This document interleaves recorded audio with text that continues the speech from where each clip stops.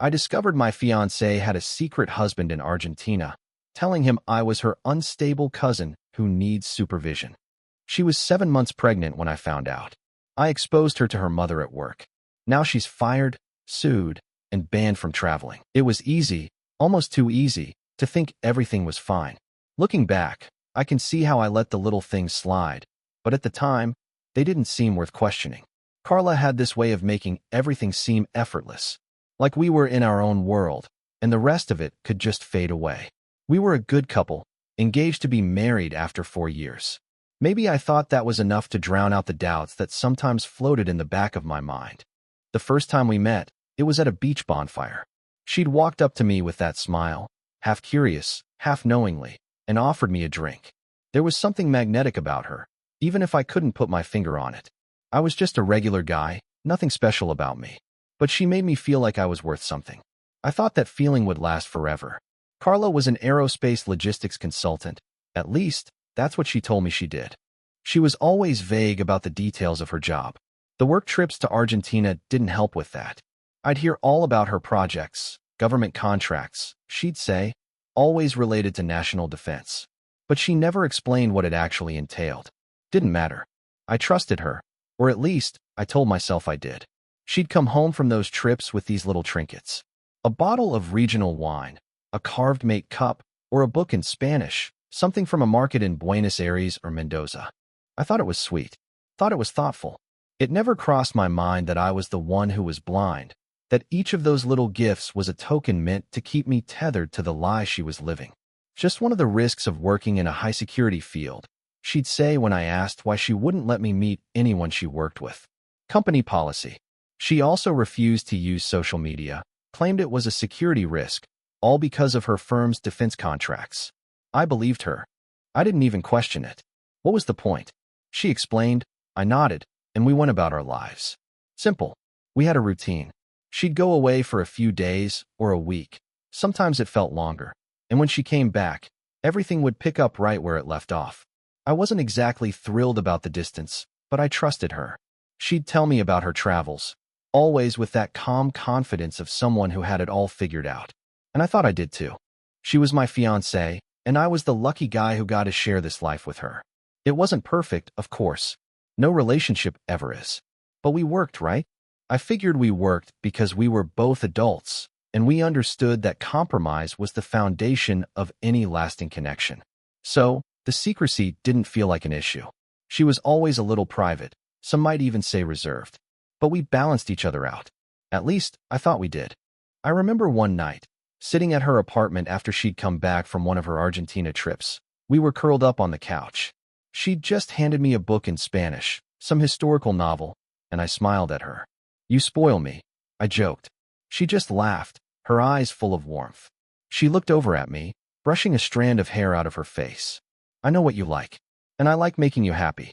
And in that moment, I believed her. I believed all of it. It was during our engagement celebration that the first crack appeared. It was supposed to be a small, intimate thing, just close friends and family. But Carla's dad had insisted on making it a big deal. That man always thought bigger was better, even when it didn't need to be. The whole thing felt a little too fancy for my tastes, but Carla was thrilled. We were celebrating, right? It was supposed to be the beginning of something new, something real. I was in the kitchen when I overheard a couple of Carla's coworkers talking. I'd seen them before, a few times at company events, but I wasn't close with any of them. Still, I caught the tail end of their conversation. Her other place, you know, one of them said, lowering his voice. Another coworker quickly hushed him. Shut up. Man, not here. I didn't move at first.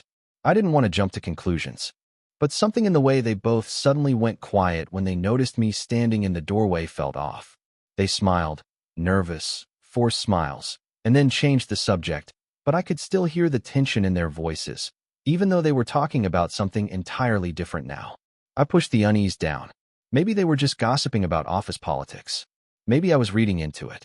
Then Julio, Carla's cousin, came over, a little tipsy, and slung an arm around my shoulder. He was the life of the party, but tonight, he was more drunk than usual. You're the stay-at-home boyfriend, huh? He said, grinning wide, his breath smelling like cheap tequila. Carla's got two worlds, man. You're just the one who stays here, right? My heart skipped a beat.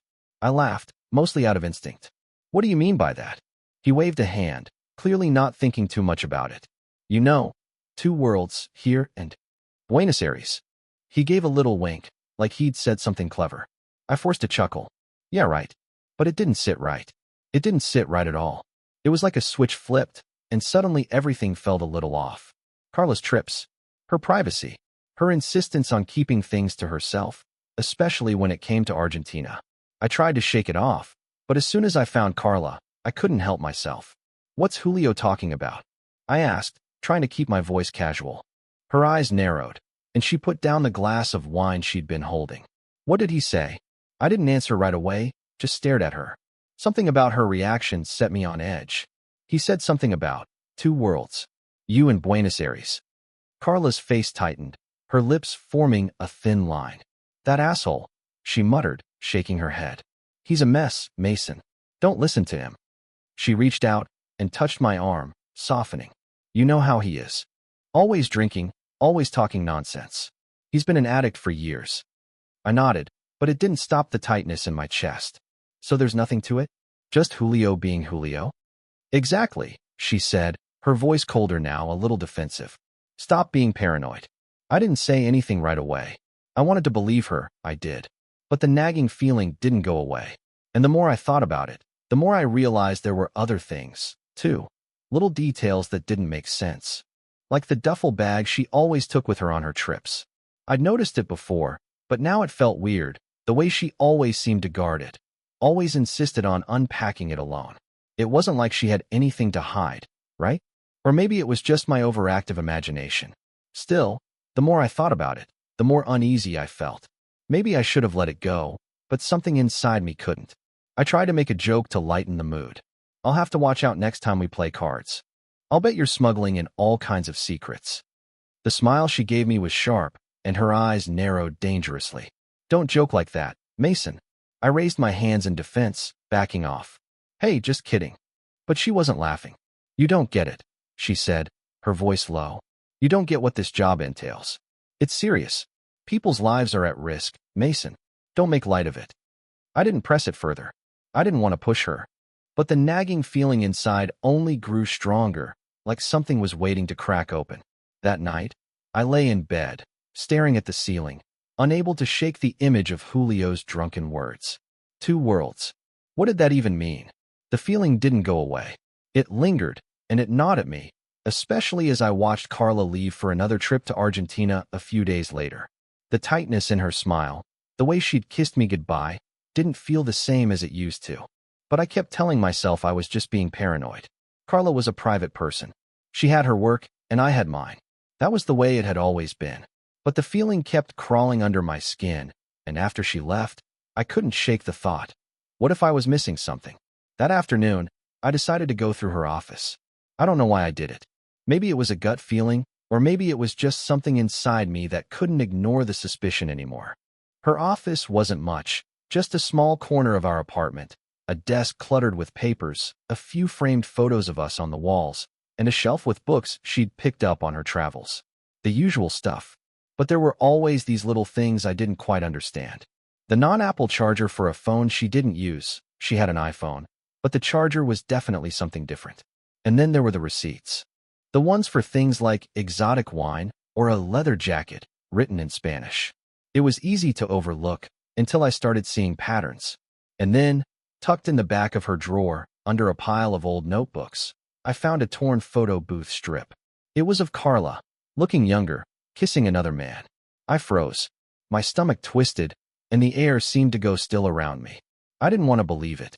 My mind was scrambling for an explanation. Maybe it was old. Maybe it didn't mean anything. But I knew it did. I snapped a few quick photos of it, my hands shaking a little. I wasn't sure why I did it. Maybe I wanted proof. Maybe I wanted something to know for sure.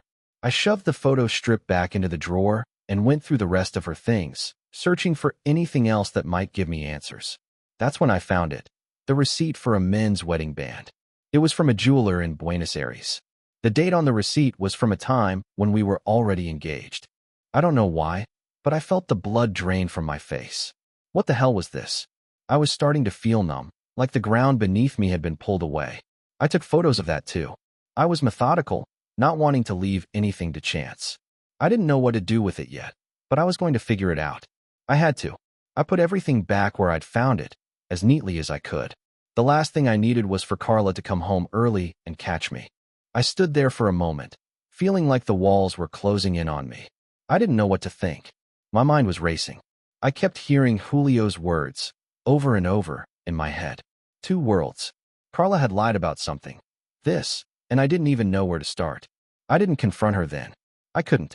It didn't feel like the right time. Instead, I did the only thing I could think of. I buried it.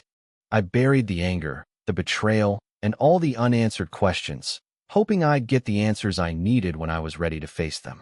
When Carla returned a few days later, she was all smiles and excitement. She'd bought me a beautiful handmade chessboard from one of the local markets in Argentina. I wanted to be happy.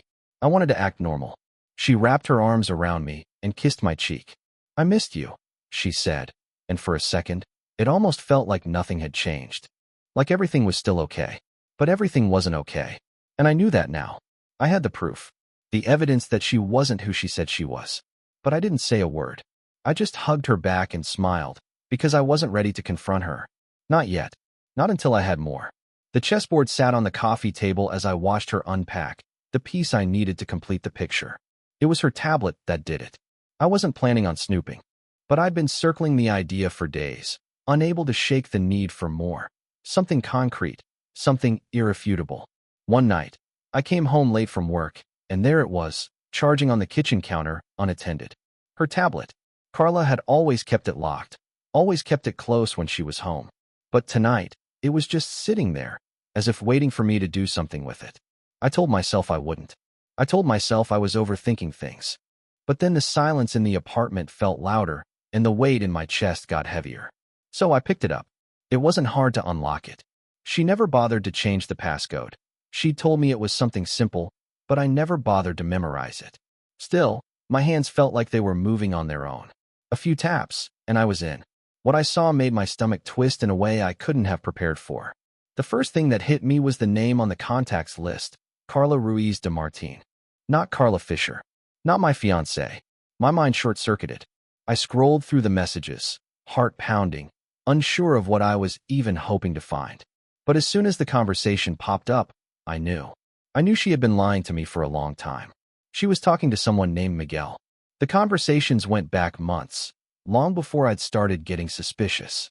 They were casual at first, the kind of messages I would expect between a couple, until it turned into something much darker, much more intimate.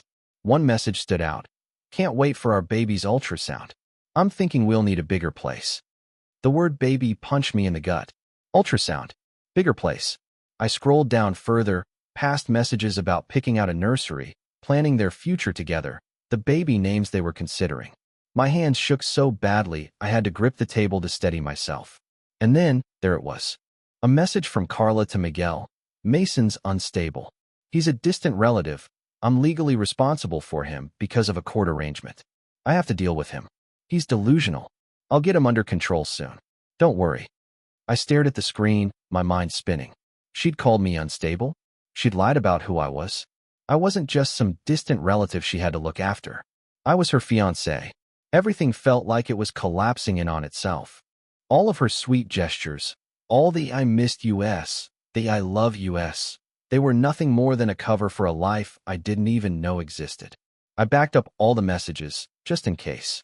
Took screenshots of everything, every conversation, every sweet nothing she'd whispered to Miguel. It was the only thing I could do to hold on to a shred of clarity in the middle of this chaos. I didn't want to miss anything. I couldn't afford to. I put the tablet back where it had been, carefully locking it again. My pulse pounded in my ears, my brain working overtime to process what I'd just uncovered. She had a husband. She had a baby on the way. And she had been using me the entire time. I had to act. But not yet. I wasn't ready to confront her. Not until I had everything I needed. I let out a shaky breath and picked up my phone.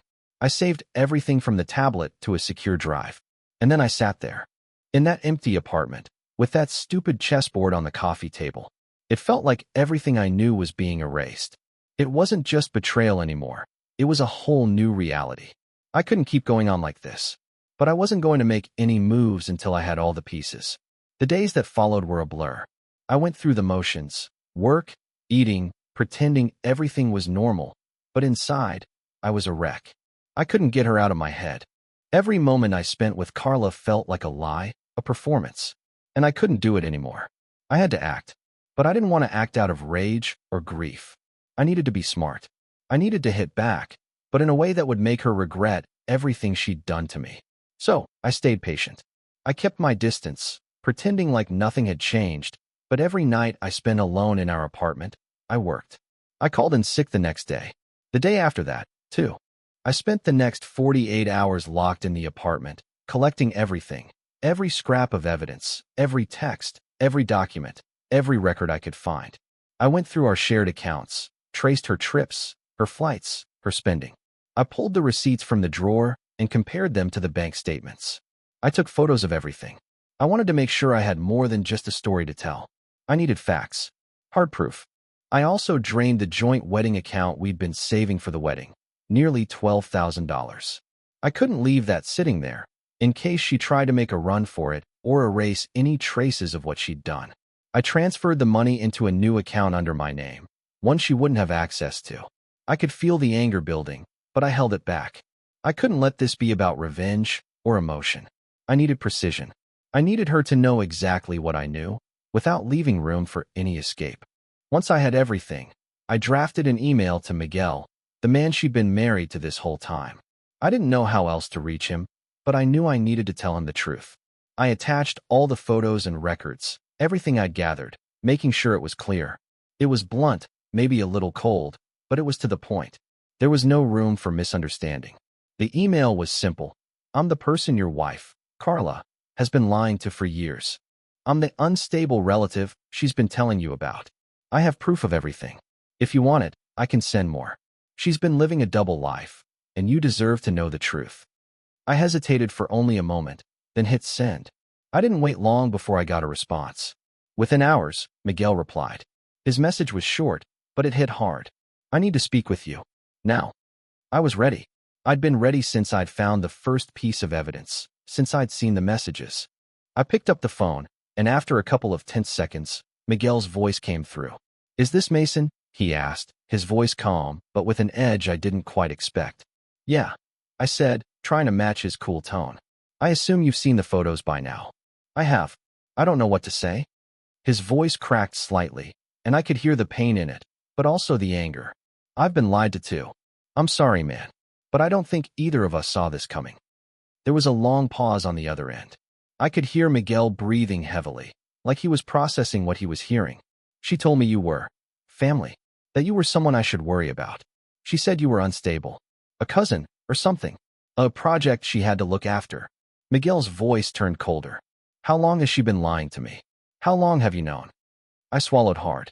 I had no idea until recently, but it looks like she's been playing both of us for a long time. I'm going to take legal action in Argentina, Miguel said, and I could hear the determination in his voice. Bigamy, fraud. I'll make sure she doesn't get away with this. I felt a slight relief wash over me. I wasn't in this alone anymore.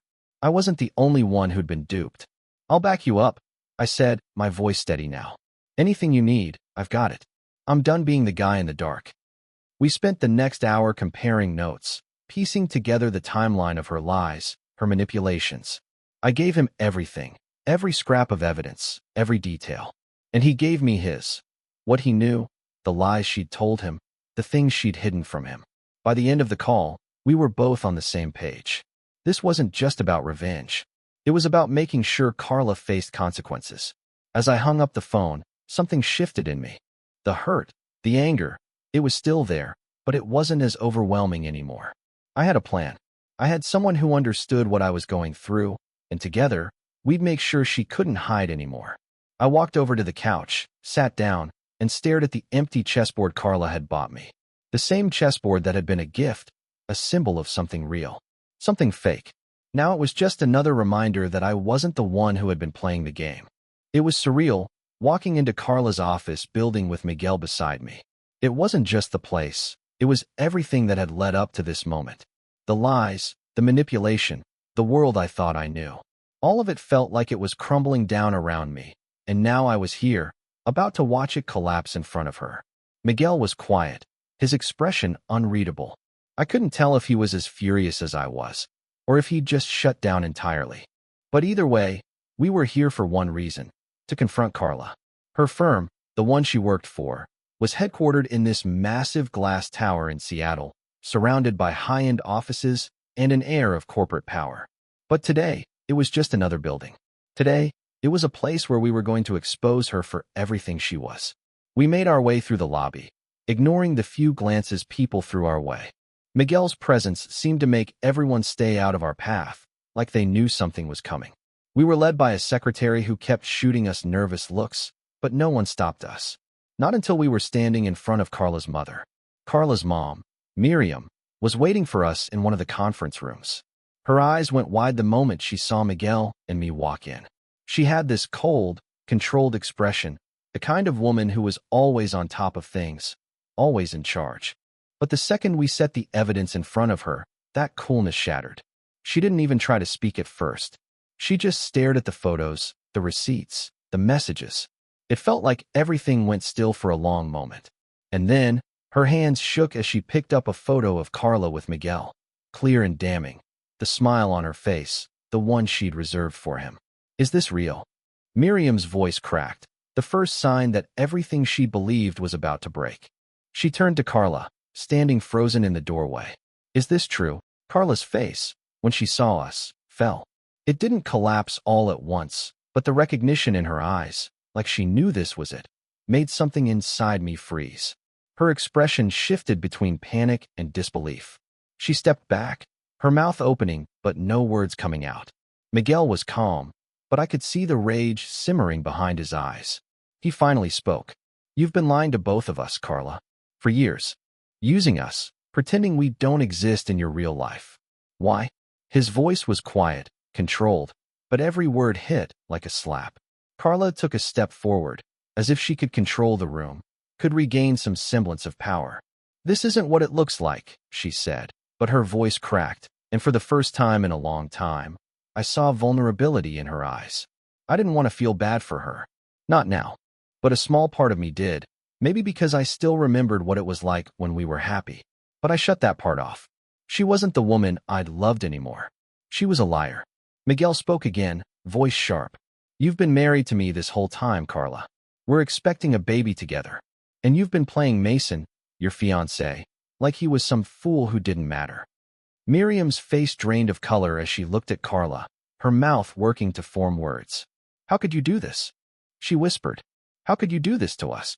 Carla tried to defend herself, but nothing came out right. I didn't mean for it to get this far. She swallowed hard, her hands shaking as she took a step back. I didn't want anyone to get hurt. I thought I could manage both lives. Miguel took a step toward her. But you didn't. You kept lying. You made us both believe we were the only ones. And you've hurt him. He pointed at me. The person you were supposed to love, the person who trusted you. What's worse is you've been playing both of us for fools. I didn't say anything at first. I couldn't. The anger was choking me, but I wasn't going to let her see that. Not when I knew everything. Not when she knew I had nothing left to lose. Miriam finally spoke again, her voice soft but firm. Carla, you've disgraced this family. Do you understand that? She turned to Miguel, her face hardening. I don't know how this happened, but I'll make sure you're supported. You're not alone in this. Carla's eyes flicked between the three of us, desperation mounting. I can explain, she began, her words tumbling over each other, trying to claw back control. I couldn't listen to her anymore. No. I cut in, my voice steady. You don't get to explain anymore. There's nothing to say. You've been lying to me, to Miguel, and to everyone around you. There's no excuse for this. It's over. Carla's face crumpled as the weight of it all hit her. There was nothing left to hide behind. No excuses, no manipulation. Just the truth, and nothing could change that now. She looked at her mother one last time, like she was searching for some shred of sympathy, but Miriam didn't offer it. She was done. We all were. Miguel and I stood there, side by side, as Carla's world came crashing down. Carla didn't say another word. She stood there, her shoulders shaking, the color draining from her face. I saw her glance at her mother once more, and then she turned and bolted from the room, her heels clicking loudly against the floor as she left. The silence that followed was thick. Miriam didn't speak, didn't look at either of us. She just sat there, still as a stone. Miguel and I stood there, waiting, but neither of us had any more words to offer. Finally, Miriam broke the quiet. "What do you want from me?" Her voice was a whisper, but it cut through the air like a blade. What can I even say now? I met her eyes, and for the first time since walking into that room, I didn't feel a shred of sympathy for her. She was complicit in all of this. She had enabled Carla, never questioning her, never pushing for answers. Now, she was the one left holding the mess. "You can start by telling your daughter the truth," I said flatly. "She needs to face the consequences of what she's done. All of it." Miriam wiped a tear from her eye, but she didn't argue. She just nodded, her face a mixture of sorrow and defeat. I will. I'll make sure of it." There was a knock at the door, sharp and quick, and then the door opened without waiting for an invitation. It was one of Carla's coworkers, someone I recognized but didn't know well. "Is everything okay in here?" she asked, clearly noticing the tension. Miriam shot her a look, and without a word, the coworker stepped back and closed the door behind her. I didn't wait for more. "We're done here," I said. "Let's go, Miguel." Miguel nodded, his jaw set tight. As we walked out of the building, the reality of the situation began to settle in. We'd confronted Carla. We'd exposed her. But that was just the beginning. Now came the fallout, the real consequences. And those were going to come down hard. That night, Carla bombarded both of us with texts, apologies, accusations, pleading for us to let her fix things, to not ruin her career. She painted herself as the victim, trying to turn everything back on her terms. Miguel didn't respond at first, but I couldn't ignore it. I knew she'd try to manipulate me one more time. I opened the first text. "Mason, please. I'm sorry. You don't understand the pressure I was under. I was trying to keep everyone happy. Don't do this. Don't ruin everything we've built." The message hit like a punch, but I didn't care. I wasn't the fool she thought I was anymore. I didn't have to explain myself to her. There was no going back. I shot a quick reply. "You've already ruined it. All of it." I put the phone down and exhaled, trying to steady myself. This wasn't over. I knew it wouldn't be. The next few days were a blur of calls, emails, and messages. Carla's father reached out to me, offering a settlement. $40,000. He said it was to keep things quiet, to make sure the mess didn't get any worse. The offer wasn't surprising. He was trying to buy me off, to make me disappear. I didn't even consider it. I wasn't about to let Carla or anyone in her family silence me with money. It wasn't about that anymore. I texted Miguel to let him know about the bribe. His response was quick, furious. "She's that desperate? She really thinks we'll back off for money? Let's make sure she doesn't get away with it." And just like that, it was clear. Miguel wasn't backing down. Neither was I. We were going to make sure Carla faced every consequence she deserved. A week later, Miguel's legal team in Argentina filed the charges: fraud, bigamy. I contacted a lawyer of my own, and we coordinated our approach. I wasn't going to sit back while Carla's world unraveled, but I wasn't going to let her drag me down with her lies either. Carla's security clearance was suspended. Her firm placed her on administrative leave pending investigation for falsifying travel expenses, among other things. She couldn't hide behind her career anymore. The truth was out, and she was going to have to face it. But even with all the legal weight crashing down on her, Carla didn't give up. She kept sending messages, angry, desperate, threatening to ruin me the way she'd tried to ruin Miguel. She even called me once, but I didn't pick up. I didn't need to hear any more of her lies. She'd said enough. The walls she'd built were falling, and I was standing at the edge, watching it all crumble. I wasn't the one who had to hide anymore. The next morning, Miguel called me again. "I'm moving forward with the legal action. She won't get away with this." I let out a breath, the weight in my chest lifting a little. "I know. I'm with you." And in that moment, I felt something shift in me. The anger was still there, but it wasn't consuming me anymore. I had my footing. I wasn't just a victim. I was a part of something bigger now. We were going to see this through. It was over, but it didn't feel like it. Not yet. Carla kept coming at me, like a wound that wouldn't stop bleeding. I'd gotten a restraining order after she showed up at my new job, trying to make a scene in front of my coworkers. She was still trying to spin the story, trying to make me out to be the one who'd wronged her. But it wasn't working anymore. I'd built a wall around myself, and I wasn't letting her tear it down. I still remember the day she showed up at my office. It was just after lunch when I got a text from a colleague. "There's a woman here asking for you. She says she's your fiancée." I didn't even need to see the name. I knew. I told my boss I needed to step out for a minute and walked straight to the door. When I opened it, there she was, Carla, standing in the hallway with that damn smile she used to give me. But it wasn't the same. It wasn't warm. It wasn't loving. It was empty, desperate. I didn't say a word at first.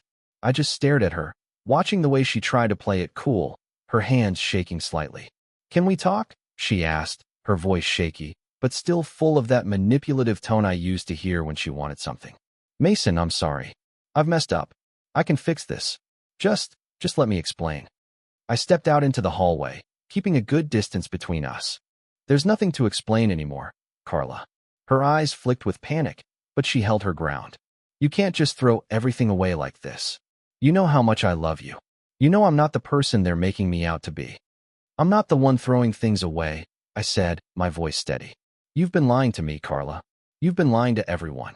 And now you're trying to rewrite the story. It's not going to work." She took a step forward, but I raised my hand, stopping her. "You need to leave. I'm done. You don't get to control this anymore." I could see the fight drain out of her, her shoulders sagging, but she didn't leave immediately. Instead, she turned, her gaze flicking between the door and me, her breath coming in shallow bursts. She took one last look at me, like she was hoping for some kind of change of heart, but I didn't give it to her. "Goodbye, Carla," I said, my voice even. "Don't come back here. Don't contact me again." I didn't wait for her response. I turned and walked back into the office, leaving her standing there, in the hallway where everything had gone wrong. That was the last time I saw her. A week later, my lawyer filed the final paperwork for the restraining order. She tried to fight it, of course, but it was already in place. She'd reached out once more after that, trying to send some long-winded email about how she was changing and wanted to make amends. I deleted it without reading. It wasn't just that I couldn't forgive her. I was done being a part of her story. I wasn't going to let her drag me down any further. The legal process continued to unfold. In Argentina, Miguel pushed forward with the fraud and bigamy charges. The case was messy, but it was airtight. Carla's career was over. She had nothing left. And it felt good knowing that I wasn't the one who had to hide anymore. Things moved fast after that. Carla's mother, despite her initial shock, finally stepped back completely. The last time she tried to reach out to me, it was to apologize for her daughter's actions. I appreciated the gesture, but it didn't change anything. Carla had done this, not her. The final piece of the puzzle came a few months later when Miguel sent me a picture of his newborn daughter. She was lying peacefully in his arms, her tiny hand gripping his finger. I opened the message and just stared at it for a few seconds. Then I read the text beneath the picture. "She'll never know lies." I stared at that sentence for a long time. It hit me harder than I expected. Not because of the baby, it was because Miguel had found something worth holding on to. He had the family he deserved. And Carla? She was out of both of our lives, finally. I sat back in my chair and exhaled, letting out the tension that had been sitting in my chest for months. It was over. The last piece had fallen into place. I didn't have to look over my shoulder anymore. Carla had tried to ruin everything, but in the end, she couldn't take away what I had left, what I had built, what I'd earned. I closed my laptop, leaned back in my chair, and for the first time in a long time, felt like I could breathe again.